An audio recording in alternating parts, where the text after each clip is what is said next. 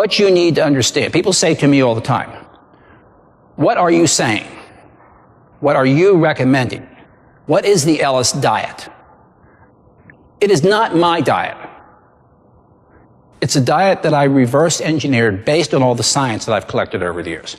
So anything that I'm going to tell you is based on a critical analysis of all the published research on any topic that we're going to discuss.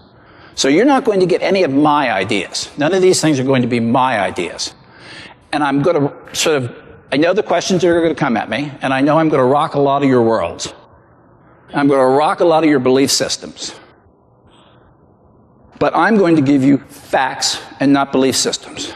So try and keep that in mind as we all get riled up. So this will be fun. So that's it. That's my history. That's my background. That's what I do. I have the same passions and interests that you guys do.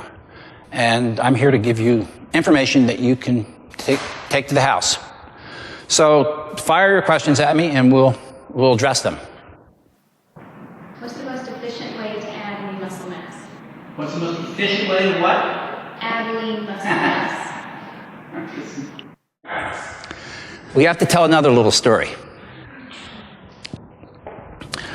A buddy of mine was the general manager of a giant health club in Delaware, owned by Bob Carpenter, whose family owned the Philadelphia Phillies, and they're all part of the DuPont family. So I became, a couple years ago, very interested in preventing falls in seniors and got involved in working with an ankle-foot orthotic that Medicare paid for. And simultaneously, I got involved in vibration exercise. Have you seen vibration plates yet? Power plate? Anybody? Interesting. Vibration exercise is not a category yet. It's rapidly growing. Power plate's the primary industry leader, and they have units in most of all the pro teams. And it's a plate that you stand on, and it sends vibrations through your body. And the results it provides are just stunning. It will prevent and reverse osteoporosis. It will increase circulation. It'll increase muscle strength. And all you're doing is standing on it and vibrating. One study was done where they had people vibrate, then another group vibrated, another group of people trained with weights, and then a group did the same workout while vibrating. The group that trained with weights got about 16% stronger. The group that vibrated and trained got 46% stronger. So that's how much the vibration enhanced that training stimulus. So I wanted to bring this to the senior community because they can't do anything. And you give them 5 minutes of this thing a week. They're going to improve their balance. They're going to walk better. They're going to increase their strength, increase their circulation, increase bone density. It's a phenomenal stimulus. So we're going to build a center, a portion of this health club devoted to this kind of training. Well, he ran into a guy from California who had recently developed a device called biodensity. Biodensity is an isometric training device. Who does not know what isometrics are? Anybody not know isometrics? Okay. So there's 4 exercises on this machine: a bench press, a lat pull down, a leg press, and a deadlift. And there's a dial on there. And as you exert your effort, so you're doing your bench press and you're pushing against this thing that does not move, that's the isometric, and the dial shows how much force you're exerting.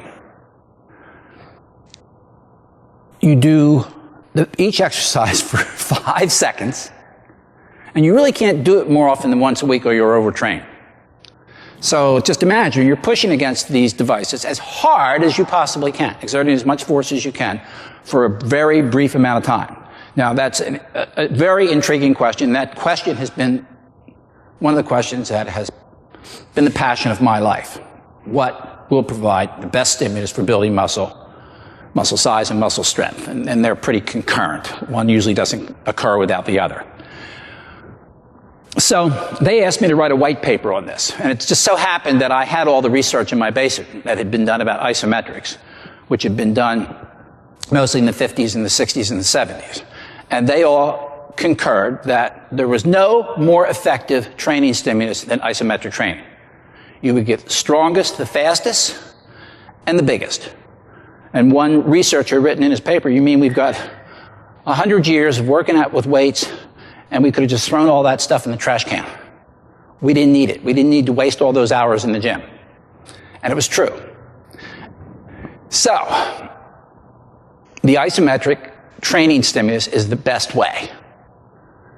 And I wrote the white paper and presented it to them, and I started training on the machine myself. And I finally had the answer to that question. Now, it's absolutely preposterous, isn't it? 4, 5, 6 exercises, 5 seconds each, every 7 to 10 days. One workout, and you'll get maximum stimulus. That's the answer to that question. Okay? Now, you're right. so it's unlikely you're going to do that because that like vibration is not a category. There's very few of those machines out. And what we learned in this health club that has about 50 personal trainers is we could not get them to get their people on the machine, nor would they use it themselves. They can't possibly believe that that kind of training stimulus would give you maximum results because they've been so indoctrinated with all these other ideas that we have to do 2-3 hours a day, we have to do multiple sets and reps, we have to lift weight, we have to do all these things. They just can't grasp that. It's just too much. And we accept that. We don't have a problem with that. I mean, I know that. Now, the argument was that there was an alternative argument, that couldn't possibly increase your muscle size and strength optimally without doing other kinds of things. And the research sort of supports that idea that that's true. I have changed my attitude toward that because I did that strictly for 9 months. In fact, I got to the point where I would only work out once every 2 weeks. And I was growing, and I was getting stronger. And in that period of about 9 months, I got 60% stronger because it's all being recorded on computer, and your session to session is being compared. But I also noticed that some other areas of my body were actually getting smaller. No. Well, I was losing muscle. So I have personally concluded that you miss something by not doing some other kinds of things.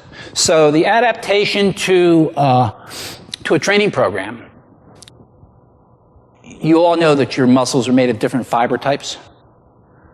And those fiber types respond to different stimuli. And there are fibers that respond to high tension output. So clearly now, I understand that the maximal stimulus is a high tension output. Maximal tension done briefly and done quickly. That's just a fact. But there are also some other components of your muscle size that are related to the volume of the work that you do.